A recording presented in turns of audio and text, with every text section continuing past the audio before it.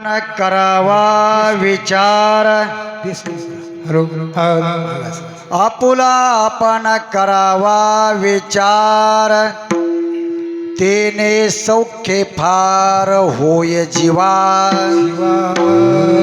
विचाराविरहित करणे ते फोल फोलापासी मोल कैसे प्राप्त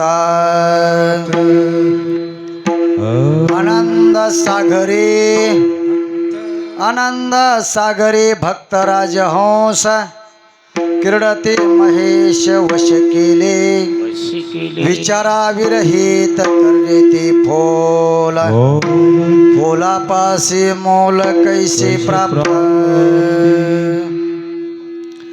लक्ष्मण म्हणे जीवन मुक्त चारा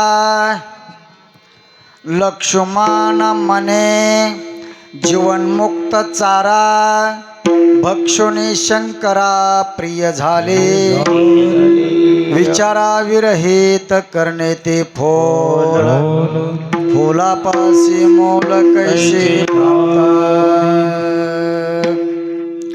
पंचाचार्य करो प्रथा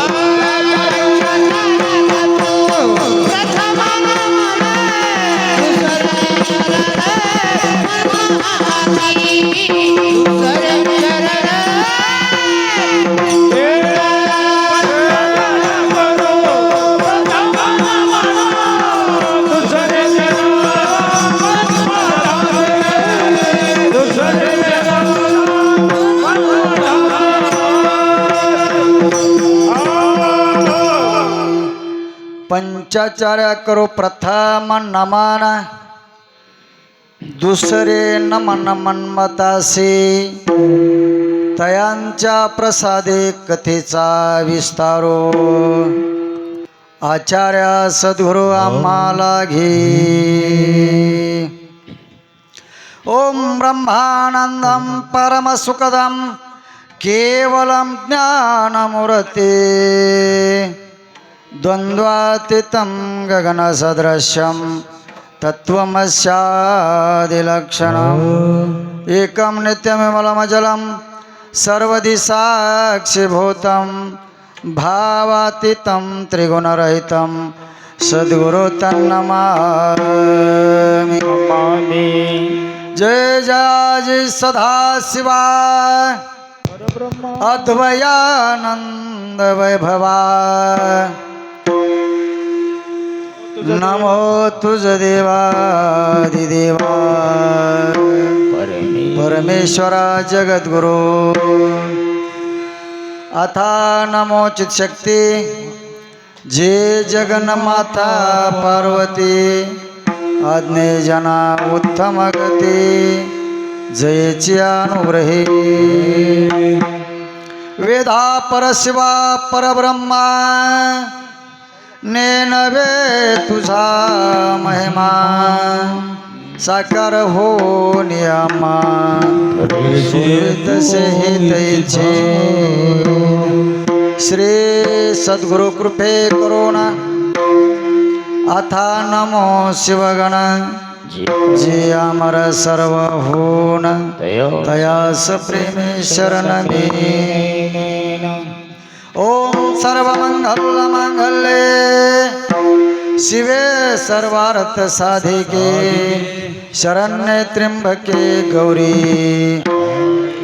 नारायणे नमस्तुते नागेंद्र हराय त्रिलोचनाय भस्मंगाय राघाय नमः शिवाय. शिवहर शिवहर.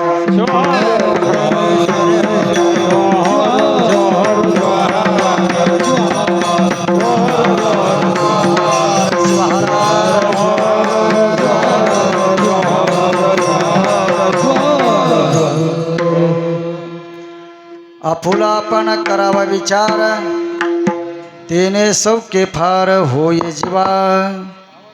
विचाराविरहित करणे ते फोल, फोलापासी मोल कैसे प्राप्त. अकिलोकोट ब्रह्मांडाचा नायक आशुतोष भगवान शिवप्रभू यांच्या दिव्य चरणावरती कोटी कोटी प्रणाम. आंध्रा, कर्नाटका, तेलंगणा, महाराष्ट्र या चारही असणाऱ्या राज्यामध्ये जिने हा संप्रदाय प्रसारित केला, प्रचारित केला, असे वसुंधरा रत्न राष्ट्रसंत लिंगैक्य षटस्थल ब्रह्मे 108 शिवलिंग शिवाचार्य उर्फ आप्पा यांच्याही दिव्य चरणावरती कोटी कोटी प्रणाम. माझ्या देहाचे शिल्पकार माझे सद्गुरू षटस्थल ब्रह्मे 108 विरूपाक्षी शिवाचार्य महाराज जहागीरदार मठ संस्थान मानोर यांच्याही दिव्य चरणावरती कोटी कोटी प्रणाम. ज्यांच्या माध्यमातून या परम उच्च गाधीवर उभा राहून 2 शब्द सांगण्याचा जो मला अधिकार प्राप्त झाला, असे माझे जन्मदाता माता आणि पिता यांच्याही असणाऱ्या दिव्य चरणावरती कोटी कोटी प्रणाम. या संप्रदायाच्या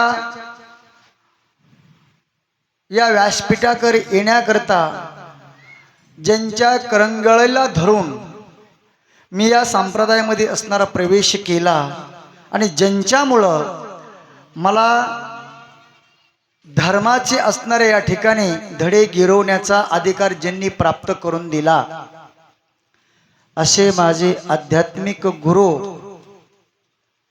हरिभक्ती परायण संदीपानजी महाराज हासेगावकर यांच्याही दिव्य चरणावरती कोटी कोटी प्रणाम. विठ्ठला शिवहर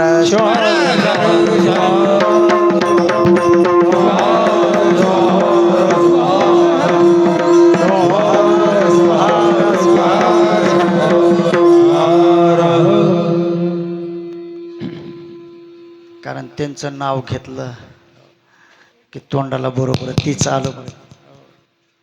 असो, कारण माझी सुरुवातच वारकरी संप्रदायामधून झाली. गेली 30 वर्षे मी या व्यासपीठावर उभा आहे. पूर्वीचे 20 वर्षे वारकरी संप्रदायाची अंतःकरणातून सेवा केली. गेली 10 वर्षापासून या शिवसंप्रदायाच्या व्यासपीठावर आलो. गेली 10 वर्षापासून शिवकीर्तन, शिवमहापुराण कथा हा करण्याचा मला योग प्राप्त झाला. मला आप्पाचं सान्निध्य मिळालं नाही, पण आप्पांच्या सान्निध्यामध्ये ज्यांच्या ज्यांच्या असणाऱ्या माध्यमातून ज्यांना आप्पाची संगती प्राप्त झाली, अशा आप्पाच्या शिष्यांची संगती मला प्राप्त झाली. आणि या शिवसंप्रदायामध्ये मी सक्रिय झालो. मला बऱ्याच जणांनी असा आग्रह केला की महाराज तुम्ही तिकडचंही कीर्तन करता, इकडचंही करायला काय अडचण आहे. मी म्हटलं काय अडचण नाही, काय अडचण आहे म्हणलं. तर मी तिकडचेही कीर्तनं केले, आत्तापर्यंत भरपूर कीर्तनं केले आणि खूप मोठं असणारं प्रेम वारकरी संप्रदायांना मला दिलं आणि देत आहेत. खूप माझ्यावर प्रेम त्यांचं आहे. ज्यांच्या मुखारविंदातून आध्यात्मिक असणारे धडे मला गिरवण्याचा अधिकार प्राप्त झाला, ते माझे गुरु आज जोग महाराजांच्या वारकरी शिक्षण संस्थेचे अध्यक्ष बी आहेत. आणि मला जसं कळतं तसं त्या संस्थेचे ते परीक्षक पण आज तागायतपर्यंत बी आहेत. असं फार मोठं असणारं ज्ञानी व्यक्तिमत्व आमच्या परिसरामध्ये. त्यांच्या आणि माझ्या गावाच्या मध्ये फक्त 8 किलोमीटरचं अंतर आहे.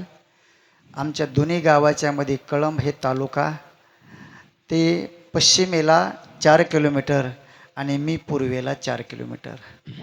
आणि माझ्या वडिलाचे आणि दादांचं खूपच जवळचं नातं होतं. खूप माझ्या वडिलावर त्यांचं प्रेम होतं.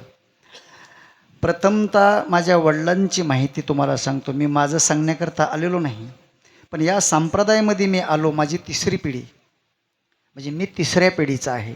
माझ्या आजोबांनी परमार्थ केला, माझ्या वडिलांनी खूप खूप परमार्थ केला. पण असा परमार्थ केला की त्यांनी कीर्तन केलं नाही, गायन केलं नाही, फक्त मृदंगच वाजवला. सगळं येत होतं त्यांना, सगळं येत होतं त्यांना. गाणाराच्या रागामधला सुद्धा एखादा जर समजा स्वर कमी जास्त झाला तरी सांगायचे, अरे शुद्ध स्वराच्या ठिकाणी कोमल लागला बरं का. म्हणजे इथपर्यंत बारकावा त्यांच्याकडे होता. पण सेवा एकच केली आणि त्यांना असं वाटत होतं की मी सुद्धा तेवढी सेवा फक्त करावी, मी सुद्धा फक्त मृदंगाची सेवा करावी. आणि मी सुद्धा मृदंग चांगला शिकलो, चांगला मृदंग शिकलो, चांगला वाजवला. पण योगायोग असा झाला की माझा थोडासा व्यवसाय मृदंगाच्या विरोधातला. मृदंग हातानं वाजवावा लागतो आणि हातानं मृदंग वाजवताना हाताची बोटं फुटतात, बोटाची साली निघतात आणि त्याची ती चमडे पुन्हा मग समजा असे बाहेर राहतात. आणि माझा व्यवसाय आहे टेलरिंगचा. मी आजही टेलरिंगचा धंदा करतो. आत्तासुद्धा दिवसभर काम करूनच आलो. हो, ज्यावेळेस माझी कथा असेल तेवढ्या 7 दिवसाकरता दुकान माझं बंद असतं. माझा व्यवसाय चालू कळंबमध्ये मी 90पासून मी धंदा करतो. पण मृदंग वाजवल्यानंतर कपड्यावर हात फिरवला की ती कपडा हाताला चिटकायला लागला. म्हणून मी थोडा त्याचा त्याग केला, थोडा बाजूला मी ते असणारा माझी विषय ठेवला. म्हणलं माझ्या वडिलांनी म्हणलं, बाबा काही म्हणा, मला मृदंग खूप आवडतो वाजवायला, तुमच्यासारखा वाजवा असं मलाही वाटतं, पण थोडं माझ्या धंद्याच्या विरोधात असल्यामुळं मला थोडा बाजूला ठेवा वाटतो. मला माझी एक अपेक्षा आहे की मी थोडं अध्यात्माकडे वळावा. मग मला त्याने बरोबर घेतलं आणि दादांकडे घेऊन गेले आणि दादांना सांगितलं, दादा हा माझा मुलगा, हे तुमच्या वटीत टाकतो, ह्याला काय शिकवायचं किंवा न शिकवायचं तुम्ही तुमचं ठरवा. म्हणून मला दादांच्या असणाऱ्या स्वाधीन केलं. मी दादांच्या शेतामध्ये दारंसुद्धा धरले बरं का. मी दिवसभर दुकानात काम करायचं, संध्याकाळी दादाकडे मी पाठाला जायचं, दादाबरोबर कीर्तनाला जायचं. दादाला ज्या दिवशी कीर्तन असेल त्या दिवशी दादाबरोबर मी सुद्धा त्यांच्या शेतामध्ये दारं धरायचे, त्यांचं वाटेल ती काम मी करायचं अशा पद्धतीनं. आणि त्याने कुठलाही मनामध्ये संकोच न ठेवता मन मोकळेपणानं मला सगळी असणारी विद्या त्याने मला भरपूर असणारी त्याने दिली. आता त्याने खूप मला दिली, पण माझ्या बुद्धीनं मला तितकी घेता आली नाही. शिवहार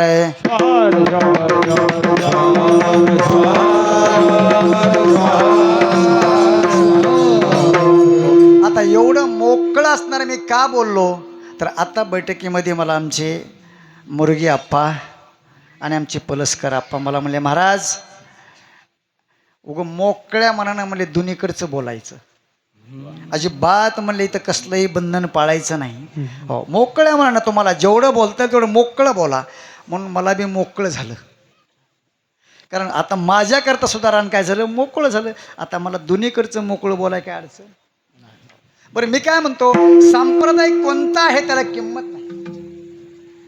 सांप्रदाय कोणता आहे त्याला किंमत नाही. सांप्रदाय मानव जातीचा विकास करतो, हा विशेष असणारा त्याच्यातला असणारा फायदा आहे.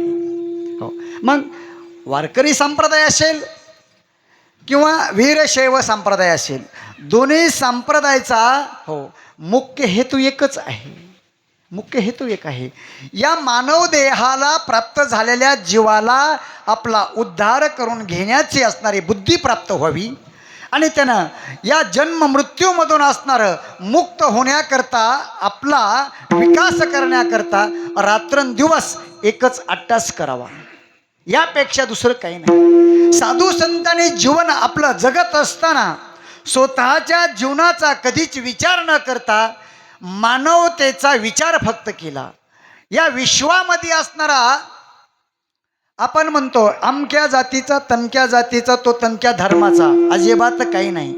जात फक्त एकच आहे आणि त्या जातीचं नाव आहे मानवता. शिवार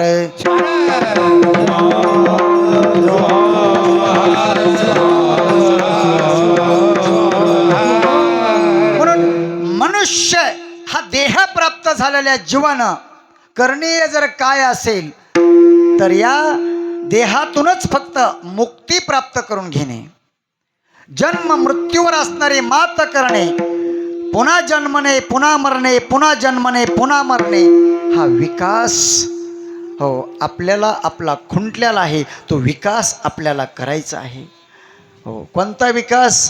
हो जीवनामधला खरा विकास जर कोणता असेल तर जीवन मृत्यू हे आपल्या डोळ्यासमोर ठेवून आपलं जीवन जगणे हाच खरा विकास आहे. शिवार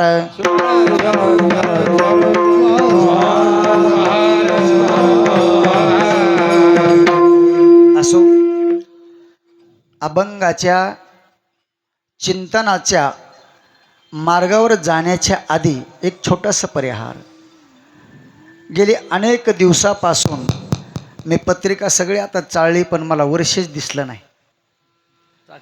तर अनेक दिवसापासून, आता असं म्हणायला काही हरकत नाही, म्हणजे जुनाट असणारी ही परंपरा, अखंड शिवनाम, ग्रंथराज परमरहस्य पारायण, शिव महापुराण कथा ज्ञान यज्ञ सोहळा, नामसंकीर्तन असा संयोग असणारा आपल्या या पवित्र नगरीमध्ये भगवान शिवप्रभू हनुमानजी यांच्या या पवित्र दरबारामध्ये हा प्रतिवर्षाप्रमाणे याही वर्षी भव्य आणि दिव्य असणाऱ्या स्वरूपामध्ये सकल ग्रामस्थांच्या असणाऱ्या अथक प्रयत्नामधून हा उत्सव साजरा होत आहे.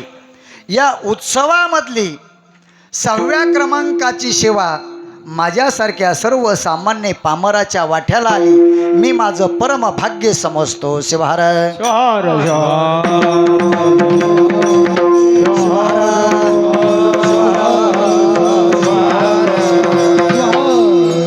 फार मोठ्या विभूती या असणाऱ्या पवित्र दरबारामध्ये येऊन आपलं ज्ञान अर्जन करून आपणा सर्वांना दष्टपुष्ट करून या ठिकाणी गेलेले आहेत. आत्तापर्यंत खूप असणारे ज्ञानी गुणवान असणारे, त्याच्यापैकी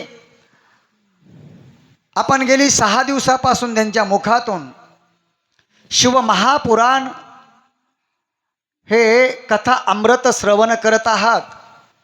असे आमचे परममित्र शिवभक्तीपरायण सतीजी महाराज सायखेडकर. मला सांगा ही किती नम्रता आहे. नम्र झाला सर्व, नम्र झाला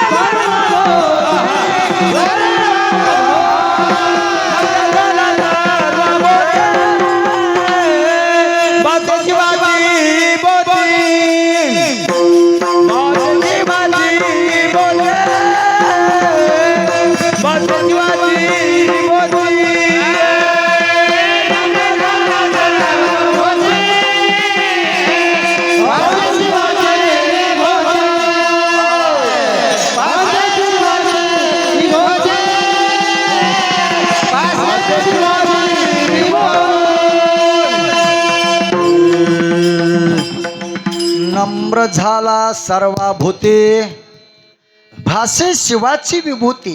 हो, जिथं नम्रता आहे का तिथं प्रत्यक्ष भगवान शिव प्रभूचं स्वरूप आहे असे आमचे महाराज आज माझ्यासारख्या सर्वसामान्य पामराच्या कीर्तनामध्ये येऊन कीर्तन ऐकण्याकरता श्रोता म्हणून बसलेले आहेत.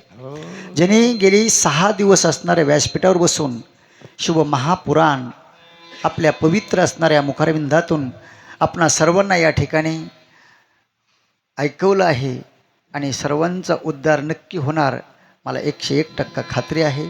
कारण मी सुद्धा एक शिवकथाकारच आहे आणि भगवान शिव प्रभूच्या असणाऱ्या या लीला अमृतामध्ये काय शक्ती आहे, काय ताकद आहे आम्हा दोघांनाच फक्त माहिती आहे. कसलंही संकट असू द्या, कुठलंही संकट असू द्या, जिथं शिव महापुराण कथा चालते का तिथं कुठलं संकट येत नाही. का तर पहिल्याच दिवशी आम्ही प्रत्यक्ष भगवान शिव प्रभूला तिथं आमंत्रित केलेलं असतं. कारण आमचं असणारं पुण्य तिथं आम्ही ओतलेलं असतं.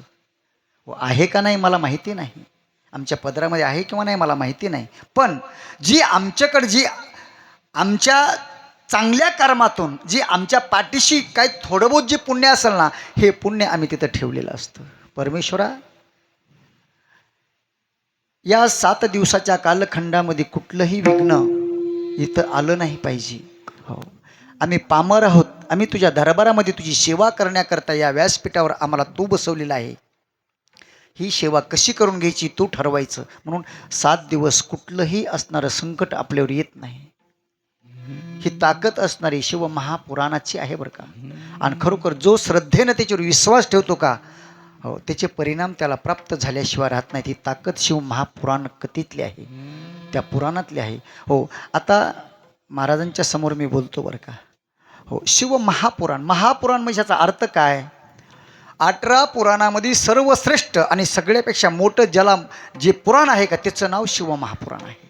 हो, कारण शिव महापुराण हे 24,000 श्लोकामध्ये आहे. 24,000 श्लोकामध्ये 18 पुराणामधलं दुसरं कुठलंच पुराण नाही बरं का. उर्वरित 17 पुराण, हो, त्याचा जर विचार केला ना तर ह्याच्यानंतर दुसरा क्रमांक लागतो ते भागवत महापुराणाचा. पण भागवत पुराणसुद्धा फक्त 18,000 श्लोकामध्येच आहे. पण शिव महापुराण हे 24,000 श्लोकामध्ये आहे. त्याच्यामुळं त्याला महा हा शब्द तिथे लागला. आता महा कुठं लागतो की जो सर्वश्रेष्ठ सगळ्यापेक्षा जो मोठा आहे त्याला महा असा शब्द येतो. म्हणून हो, देवाला सुद्धा महादेव असं का म्हटलं आहे? हो, सब देवों का बाबा, म्हणजे सगळ्याचा तो देव असणारा त्याचं नाव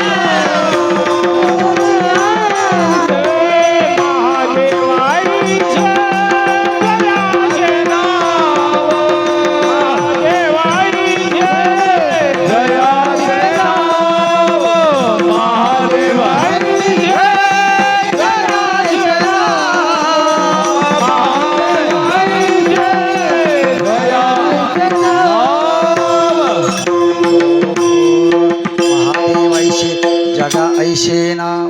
कारण या नावामध्ये अशी ताकद आहे बरं का. त्या नावातलं सामर्थ्य काय आहे, त्या देवाचा अधिकार काय आहे आपल्याला सगळ्याला माहिती आहे. आणि तो अधिकार जगद्गुरु तुकोबाराने सुद्धा एक ठिकाणी वर्णन केला बरं का. का भगवान शिवप्रभू ही शक्ती कोण आहे ते या विश्वाचं सूत्र ज्याच्या हातामध्ये आहे का त्याला महादेव असं म्हटलेलं आहे. जगावर ज्याची सत्ता आहे, जो या विश्वाचा सत्ताधीश आहे त्याला महादेव असं म्हटलेलं आहे. म्हणून एक ठिकाणी तुकाराम महाराज सुद्धा म्हणलेले आहे, तुम्ही विश्वनाथ दीनरंग मी अनाथ. हो, काय तर विश्वाचा मालक कोण आहे तर भगवान शिव आहे.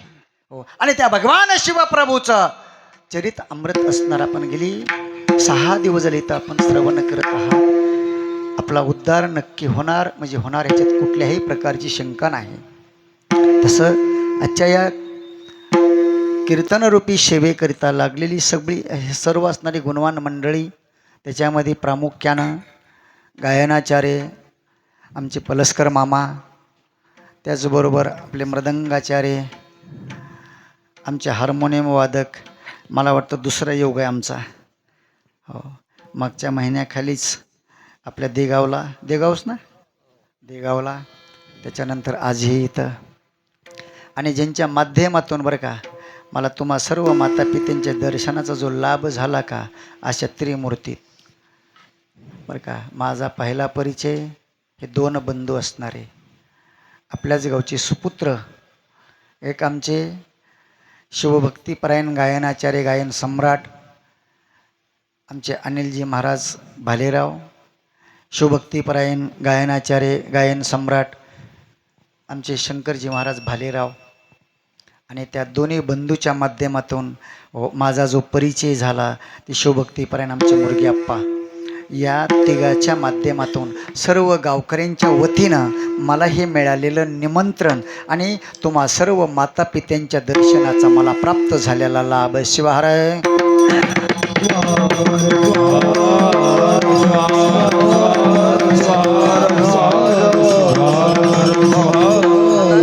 सर्व गायनाचार्य मंडळी, आता सगळ्यांचे काही नावं मला माहिती नाहीत, तर सगळ्यांच्याच चरणावरती साष्टांग दंडवत घालतो आणि माझ्या सेवेला प्रारंभ करतो. शिवहर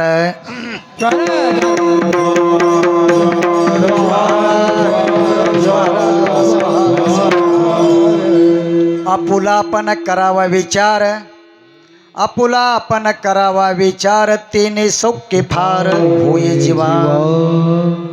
विचाराविरहित करणे ते फोल, फोलापासी मोल कैसे प्राप्त. या अभंगाच्या माध्यमातून लक्ष्मणजी महाराज धोतरजोडा अष्टी सकल मानव जातीला उपदेश करतात. आज 6वा दिवस असल्यामुळं या अभंगाची मी निवड केलेली आहे. लक्ष्मण महाराजांच्या गाथ्यामध्ये सगळ्याच अंगाचे अभंग आहेत.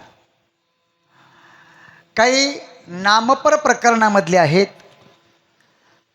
काही रूपपर प्रकरणामधले आहेत, काही संतपर प्रकरणामधले आहेत, काही उपदेशपर प्रकरणामधले आहेत, काही मागणीपर प्रकरणामधले आहेत. हो, आणि लक्ष्मण महाराजांच्याच गाथेमध्ये फक्त हो सप्तेमध्ये लक्ष्मण महाराजाचा 7 दिवस जरी कुठल्या कीर्तनकारांना हे अभंग घेतला तरी शेवटच्या दिवशी नक्कीच घ्यावा.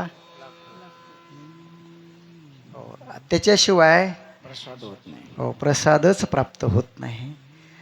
अशा महान असणाऱ्या संत कवीच्या या मुखारविंदातून जी 5,500 अभंगाची गाथा निर्माण झाली, एकही अभंग ठरवून नाही, एकही अभंग ठरवून नाही. बरं, एकट्या लक्ष्मण महाराजाच्याच बाबतीमध्ये असं नाही बरं का. कुठल्याही संताचं संत कवित्व असणारं, त्यांनी जे वाङ्मय आपल्याकरता तयार करून ठेवलं का, हे कुठलंच असणारं वाङ्मय, कुठलाच साधूचा अभंग, कारण ह्याला अभंग नाव आहे बरं का, हे चंद्रसूर्य आशेपर्यंत कधीच भंग पावणार नाही, म्हणून त्याचं नाव अभंग आहे.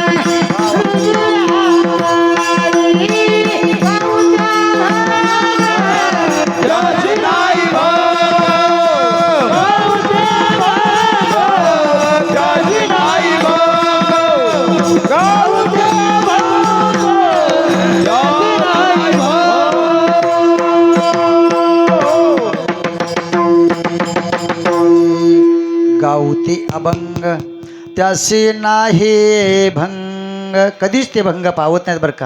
हो, त्याचं नाव आहे अभंग. अभंग बरं का, अभंग असं त्याला म्हटलेलं आहे. ते कधी भंग पावत नाही. हो, कुठलंही गाणं एखादं पिक्चरमधलं गाजू द्या, किती वर्ष चालतं. हो, आणि कुणाच्याही मोबाईलमध्ये तीच वाजतं. हो, लय झालं वर्षभर, 2 वर्ष चाललं, तिसऱ्या वर्षी त्याला कुणी पुन्हा लावत सुद्धा नाही. पण अभंग, हो, असे आमचे किती असणाऱ्या पिढ्या गेल्या आणि आमच्या पुढच्या कितीतरी पिढ्या जाणार आहेत, तरीसुद्धा ते अभंगच राहणार आहे. त्याच्यातला असणारा मधुरपणा, त्याच्यातली असणारी गोडी, त्याच्यातलं माधुर्य हे कधीच संपणार नाही. त्याचं नाव अभंग आहे. हो. मग अशा अभंगाची असणारी, हो, आम्ही त्याला वेगवेगळ्या रागामधून असणारा त्याला आळवतो, वेगवेगळ्या रागामधून आम्ही त्याला गातो बरं का. त्याला कुठलाही राग लावला तरी तो त्याला राग काय होतो, त्याला तितकाच गोडवा प्राप्त करून देतो. कुठला राग असेल. हो. पाणी तेरा रंग कैसा जिसमें मिला मिला वैसा. हो, पाण्याला, हो, कुठल्याही रंगामध्ये मिक्स करा, तो ज्या रंगात मिक्स केलं का पाणी त्याच्यासारखं ते पाणी दिसतं. तसं अभंगाला तुम्ही कुठलीही असणारा, हो, पहिल्या सुरुवातीपासून यमन रागापासून भैरवीपर्यंत कुठला बी राग लावा, तितकाच गोड असणारा अभंग त्या ठिकाणी तो वाटतो. आणि किती वर्षे गायला मला सांगा. अहो, एका एकाचं आयुष्य कडेला आलं. सुरुवात ज्या अभंगावर केली का, हो, शेवट त्याच अभंगावर आली तरी तो अभंग त्यानं सोडला नाही. तरी तो अभंग त्यानं सोडला नाही. हो, आमच्यात काही असणारे म्हणजे भजन करणारे बरं का, त्यांचे ठरलेले अभंग आहेत, ठरलेले अभंग. मग आता एखादा, आता आपलं भजन ज्यावेळेस आपण करतो का, भजन करताना अभंगाची आपण सुरुवात करताना, हो, रूपावळी झाल्यानंतर आपण कोणता अभंग घेतला पाहिजे, कोणता घेतला पाहिजे, हा, हो, नामपर घेतला पाहिजे. बरोबर आहे का. रूपावर घेतला पाहिजे. आपण एकदम म्हणजे देहावरचा घेतो का सुरुवातीला, हा. बरं मला सांगा, उगा एखाद्याच्या वास्तुशांतीचं किंवा एखाद्याच्या वाढदिवसाचं कीर्तन आहे, हो, आणि तिथं देहावरचा अभंग घेऊन जमल,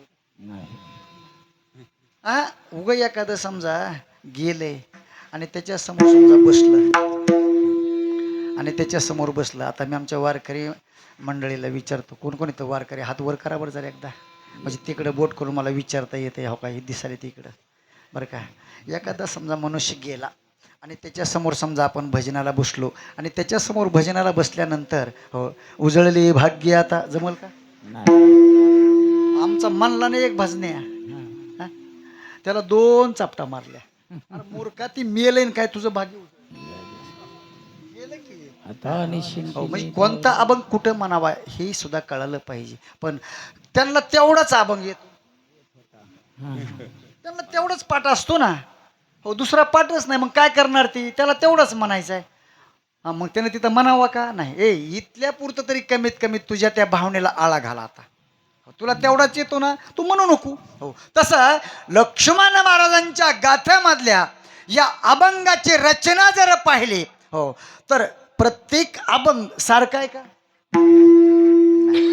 प्रत्येक अभंगाची असणारी रचना करत असताना वेगळ्या पद्धतीने केलेली त्यांची सगळी रचना वेगळी आहे. रचनेमध्ये सगळा फरक आहे. हो, आता काही ठिकाणी बघा, एक अभंग असा आहे, मला वाटतं त्याची सुरुवातच आहे, शिवहर शिवहर,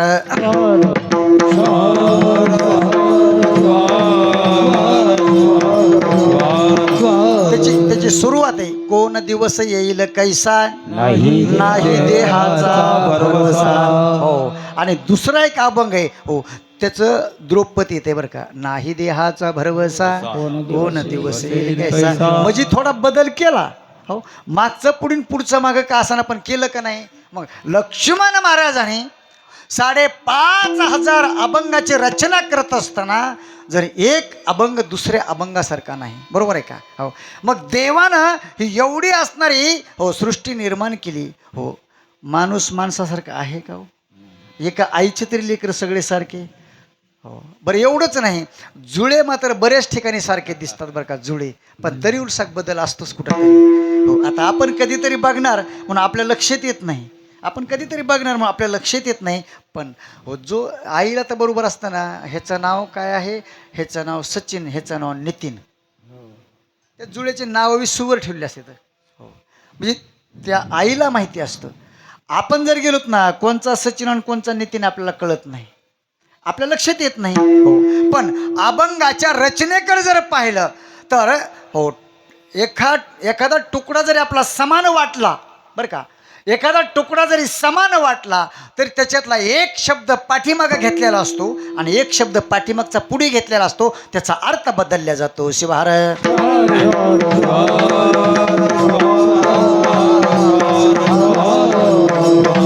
तसा या अभंगाचा जर विचार केला तर लक्ष्मण महाराजाने या अभंगामध्ये मानव मात्रेला उपदेश करण्याचा प्रयत्न केलेला आहे बरं का. फक्त काय केला त्यांनी, प्रयत्न केलेला आहे. आता उपदेश त्यांचा किती लोकाला मान्य आहे, किती लोकांनी त्यांच्या समोर बसून त्या उपदेशाचं असणारं अनुकरण करावा हे आपलं प्रत्येकानं ठरवायचं. लक्ष्मण महाराजांची तळमळ एकच आहे की माझ्या माध्यमातून जसं मला माझं स्वतःचं असणारं हित साधण्याचा अधिकार प्राप्त करून घेता आला, तसा प्रत्येक मानवानं आपलं हित करून घ्यावा ही साधूच्या अंतःकरणामधली भावना असते. साधूला फक्त काय वाटतं हो की जगामध्ये अनेक असणारा माझा समाज सर्व थैव वाया गेलेला आहे, मानवासारखा तो दिसत आहे पण मानवासारखा तो वागत नाही, म्हणून माणसासारखं त्यानं वागावा म्हणून त्याला उपदेश करावा लागतो. शिवहार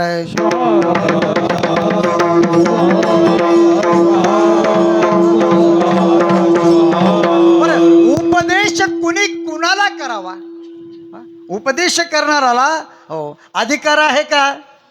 जो उपदेश करतो का हो, आणि तो कुणाला करतो? जो उपदेश करतो, उपदेश करत असताना समोरच्याला उपदेश करतो, समोरचा त्याच्यापेक्षा ज्ञानानं कमी असावा. जो उपदेश करतो समोरच्यापेक्षा उपदेश करणारा ज्ञानानं मोठा असावा बरं का. वैभवानं मोठा असेल, हां संपत्तीनं मोठा असेल, शरीरानं मोठा असेल, पण ज्ञानानं मोठा असला पाहिजे. आम्ही मोठं कुणाला म्हणतो? जो पैशावाला, जो श्रीमंत, आम्ही त्याला मोठं मानतो हो. पण मी मोठा कुणाला म्हणतो हो? तो गरीब आहे, त्याच्या घरी खायला नाही, पण तो ज्ञानानं मोठा आहे ना, तो माझ्या दृष्टीनं तो मोठा आहे हो. त्याच्याकडे ज्ञान आहे आणि त्या ज्ञानाच्या बलावर त्यानं या विश्वाच्या मालकाला आपल्या मुठ्ठीत घेतलेले. ज्ञानाच्या बलावर मला सांगा, पैशावर जर देव प्राप्त करता आला असता तर श्रीमंताने गरीबाच्या वाट्याला देव येऊ दिला असता का? मग देव जर आपला करायचा असेल तर ज्ञानानं आपला करावा. आपुला तो एक देव करून घ्यावा, आपुला तो एक देव करून घ्यावा, देव करून घ्यावा, आपुला देव करून घ्यावा. तेरे विना जीवा सुखनो है, तेरे विना जीवा सुखनो है, आपुला देव करून घ्यावा, आपुला देव करून घ्यावा, आपुला देव करून घ्यावा.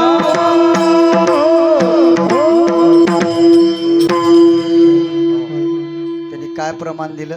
आपुला तो एक देव करून घ्यावा, तेने विन जीवा सुख नव्हे. आता बरं का, हा आता त्या प्रमाणाला मी आता दुसरं एक असणारं प्रमाण सांगतो तुम्हाला. तुम्ही काय म्हणला की देव आपला केल्यानंतर काय होती? सुखाची प्राप्ती होती, बरोबर आहे का? आता देव आपला केल्यानंतर सुखाची प्राप्ती होती. आता हा अभंग ज्याने लिहिला का त्यांचा दुसरा एक अभंग तुम्हाला मी सांगतो. सर्व सुखे आजी येथेची ओळली, संतांची देखिली चरणांभुजे. चरणांबुजे. मला सांगा हो, आता संताच्या हो अभंग दोन्ही एकच असणाऱ्या कवीचे आहेत, एकाच संताचे आहेत. मग एका अभंगामध्ये काय सांगितलं? कुठं सुख आहे? हो, देव आपला केल्यानंतर सुख आहे. हो, आणि दुसऱ्या अभंगामध्ये काय लिहितात हो, की संताच्या पायाजवळ सुख आहे. आता ह्याच्यातला फरक कसा लक्षात घ्यायचा हो.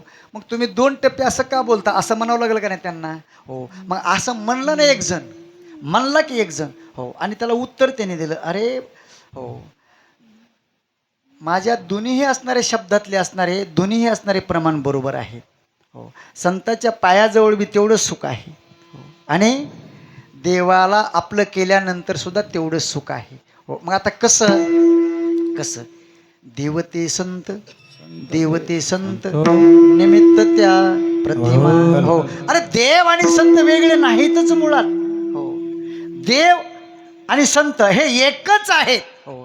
फक्त प्रतिमेनं ते वेगळे आहेत, कारण देवानंच साधूचा वेश घेऊन मृत्यू लोकामध्ये असणारा अवतार घेतला आणि सर्व थैव वाया गेलेल्या या मानव जातीचा उद्धार आणि विकास करण्याकरता त्यांना या मृत्यू लोकामध्ये जन्माला यावं लागलं. शिवाहर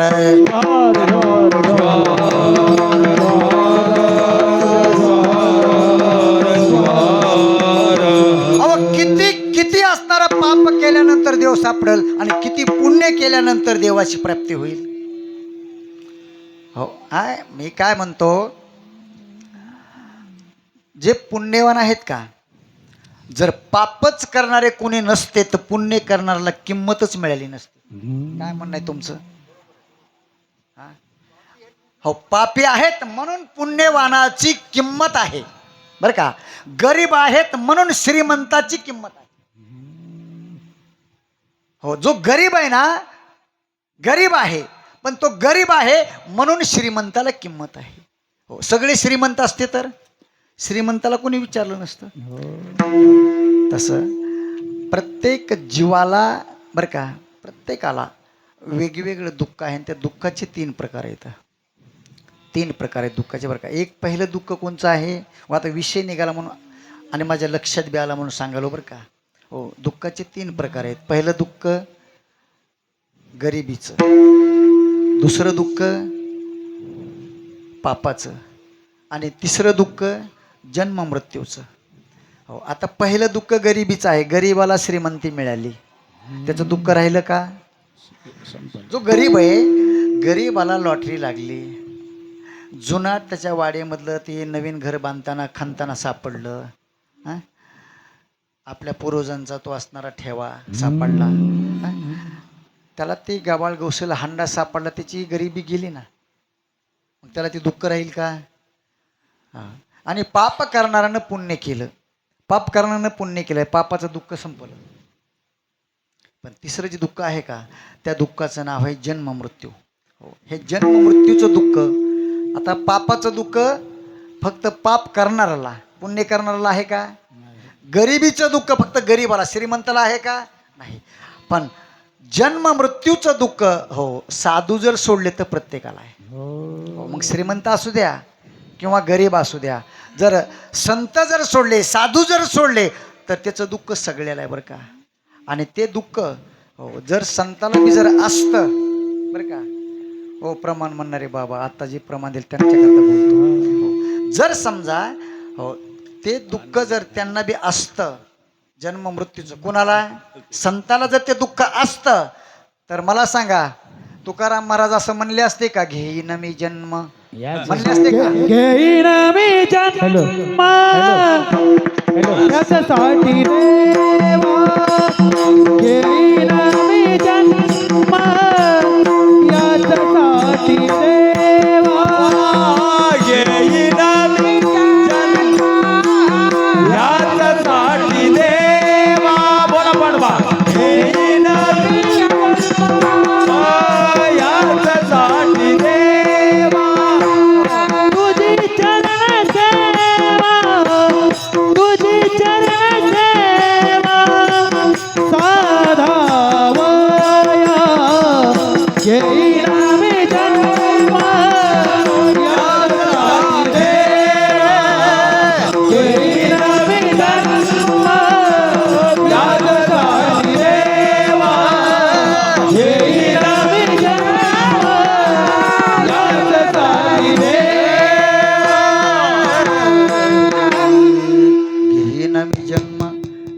माझसाठी देवा तुझी चरण सेवा साधावया. तुझी चरण सेवा मला प्राप्त व्हावी. हो, पुन्हा पुन्हा मी जन्म घेईल, पण पुन्हा पुन्हा जन्माला येऊन मी काय करील? तुझ्या चरणाची मी सेवा करील. आणि ती सेवा प्राप्त करण्याकरताच मला पुन्हा पुन्हा जन्म घ्यावा असं वाटतो. हो, पण आम्हाला जन्म मृत्यू सोपा आहे का? आमच्याकरता जर जन्म मृत्यूचा जर विचार केला तर मला सांगा, एक वेळे जन्म घेत असताना 9 महिन्याचा नरकवास भोगावा लागतो. 9 महिन्याचा नरकवास भोगावा लागतो बरं का. हो, आणि 9 महिने झाल्यानंतर हो पुन्हा जन्माला येत असताना ते सुखासुखी जन्म आहे का? सुखासुखी नाही. त्याचं नाव आहे हो बाल अंत बरं का. बाल अंत, बाळ किंवा अंत त्याचा असा अर्थ आहे बरं का.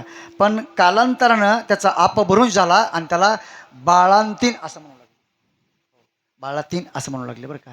पण त्याचा खरा शब्द आहे हो बाल अंत, बाळ किंवा अंत.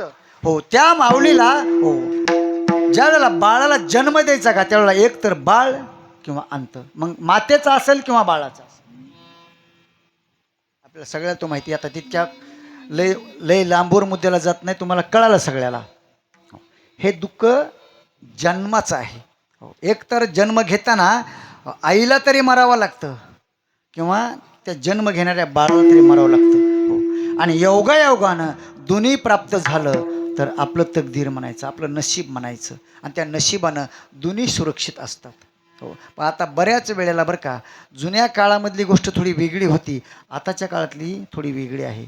हो, जुन्या काळातला माणूस जन्मताना बी घरातच जन्माला येत होता आणि मरताना सुद्धा घरातच मरत होता.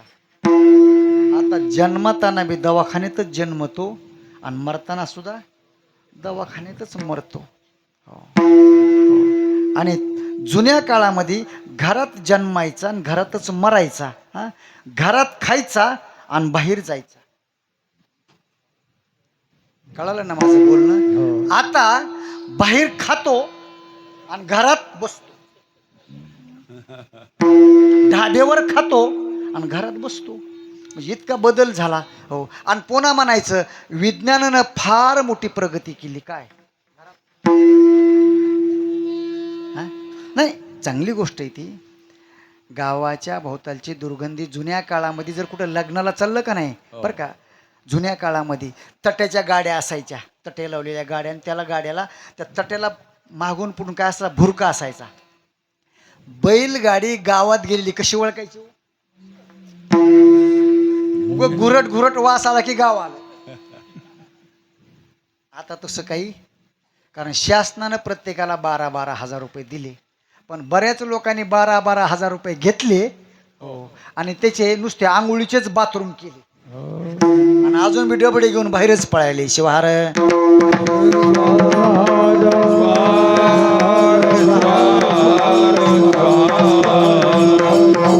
मला सांगायचंय काय, माणसाचा विकास करण्याकरता नुसते साधू झटत नाहीत, नुसते साधू झटत नाहीत. हो, सगळे जे लोक बुद्धिवान आहेत का, हे सगळे बुद्धिवान लोक माणसाचा विकास होण्याकरता वेगवेगळे प्रयोग राबवतात. वेगवेगळे प्रयोग. माणसानं कसं जगावा, माणसानं कसं वागावा, माणसानं काय खावा, माणसानं काय पिवा, ह्या सगळ्या गोष्टी असणाऱ्या आमचे साधू आम्हाला शिकवतात. मला सांगा, जर एकाच कीर्तनामधून जर सगळ्यालाच समजा वागायचं कळलं असतं तर पुन्हा सप्ताह करायची गरज. कीर्तनकार कीर्तनामध्ये तुम्हाला सांगतो, हा अजून पुढच्या वर्षी येऊन 30 सांगतो. तुम्ही इथं बसून फक्त ऐकायचं. हो, आणि पुढच्या वर्षीपासून सगळं विसरायचं. म्हणून आम्ही कीर्तन करायचं. पण माझा उद्देश एक आहे, मला एक वाटतंय की माझ्या कीर्तनातून एक तरी सुधरावा, एकाला तरी कळावा की मी माणूस आहे बाबा. मला फक्त सांगायचंय काय, ओ माणसासारखा दिसला म्हणून माणूस का माणसासारखा वागतो म्हणून माणूस? जो माणसासारखा वागतो त्याला माणूस म्हणायचं, माणसासारखा दिसतो म्हणून माणूस नाही. त्याला माणूस म्हणून घेण्याचा अधिकारच नाही ना. उगा दिसतो माणसासारखा, कपडे माणसासारखे घालतो, माणसासारखा दिसतो, सगळं तुम्हाला जे आहे ती मला, मला जे आहे ती तुम्हाला. हो, म्हणजे तुम्ही ती मी ती तुम्हीत का? बरोबर आहे का? मला तुमची बरोबरी करता येईल का? नाही ना. कारण तुमच्यासारखं बनण्याकरता मला तुमचे काहीतरी अनुग्रह घ्यावं लागतील, तुमचं अनुकरण मला करावं लागेल. तुमच्या अनुक्रमाप्रमाणे तुम्ही जसं वागता तसं मला वागावं लागेल. हो, आणि त्या दिवशी मला माझ्यामधला असणारा बदल असणारा करण्याचा अधिकार प्राप्त होईल आणि मी तुमच्यासारखा बनेल. हो, मग माझ्या लक्ष्मण महाराजाला बाकी काही सांगायचं नाही. अरे माणसाचा देह मिळाला, एवढा सुंदर असणारा देह मिळाला, तरी तुला माणसासारखं वागायचं कळत नाही. तू कधी कळून घेणार आणि कधी तू विचार करणार? बोल. आपण